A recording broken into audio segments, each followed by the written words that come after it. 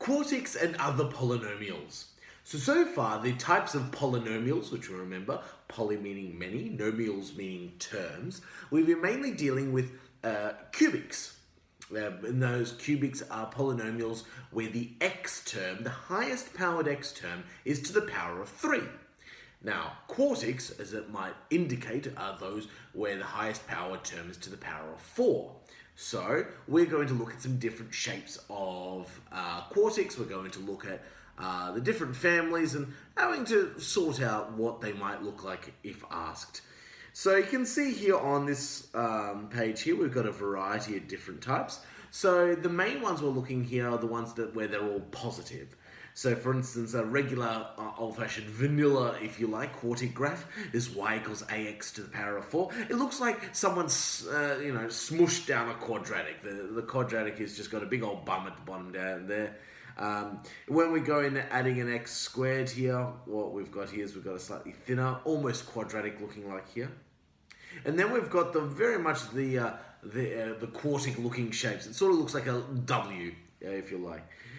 So with this one here, we can see as soon as we get a squared in any of them, that's when a turning point is found. Now, unlike the cubic that would start from the bottom and make its way up, with the quartics, they start from the top left and move their way down. So here we've got, for this example number 3, we've got an x-intercept at B and C here. Probably not so great what they've done here. I might just change that to an x plus b so that we've got that in there. They've got the turning point is ax squared. So that's why the turning point is in the center here. And so it's going through B, turning point at 0, and then going up to C. Here we've got the turning points are both at the two x-intercepts. So it's at B and C. So it hits B, turns around, goes up, and hits that C as well. Remember, you don't necessarily need to find the turning points for these either. You'll be needing to work those out a little bit later on in the year. This is looks like a quartic that's been melted in the sun a bit here. We've got the x minus c cubed, and that's what, as you can see here, this c part of the intercepts here looks a bit like a cubic graph as well. So, and this one here where we've got all 4 x-intercepts, it's just going in and out, so in and out and in and out like that. So those are the main shapes. And of course, when A is negative, when the A, everything is just upside down.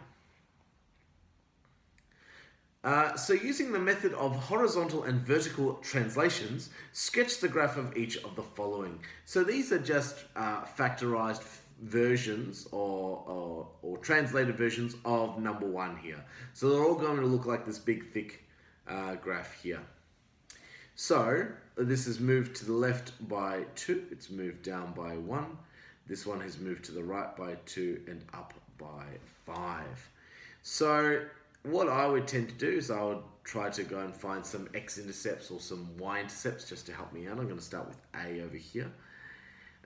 So with A, we're going to go and find, and in fact I might just scooch over here. So let's go and find a y-intercept for when x equals 0. So that's going to be y is equal to 2 to the power of 4 minus 1. So 2 to the power of 4 is going to be 16. 2 times 2 times 2 times 2 is 16. Take away 1, so it's 15. So there's a y-intercept at 0, 15. For the x-intercept, that's when y equals 0. So 0 is equal to x plus 2 to the power of 4 minus 1. 1 is equal to x plus 2 to the power of 4. We need to do the fourth root of 1, which is going to be equal to 1. It's actually going to be either plus or minus 1. So we've got here, so we're going to minus 2 on both sides. So it's either going to be negative 2 plus 1 is equal to x, or negative 2 minus 1 is equal to x. So that means that there is an x-intercept at negative 1, 0, and also at negative 3, 0. So for this first one here, we can draw for A.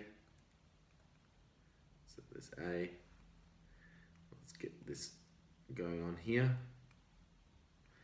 So the quasi turning point here is going to be at -2, -1, and we've got a intercept at 0, 15, and then we've got the x-intercepts as well. What I might do is I might just bring that axis a little bit lower, and then it's going to look like this. Actually, what we might do is we might bring that a bit further up, and then that a bit further down. So that's 0, 15. We've got 1, -1, 0, -3, 0, and then that's -2, -1. And there we go, there's our first quartic. For the other one, which is moved over to the right, so we'll look at this one now. So we want to find the y-intercept when x equals 0. So that's going to be y is equal to -2 to the power of 4 plus 5. That's also going to be 16 plus 5, which is equal to 21. So 0, 21. And then the x-intercept when y equals 0, 0 is equal to x minus 2 to the power of 4 plus 5. -5 is x minus 2. Now hang on here. Now you can't fall through to negative because there's no there's no number in the whole wide world that if you did the 4th power it would get you a positive, because it's just like the squares, because it's all the even powers. You can't root them if they're negative. So no x-intercepts. I may as well just write it next to that. So no x-intercepts. Which also makes sense because it's moved 2 to the right and 5 up, so it means that's the lowest part of that graph. So it's not going to reach that x-axis. So it's just going to look something like 0, 21. That's going to be 2 and 5. There we go.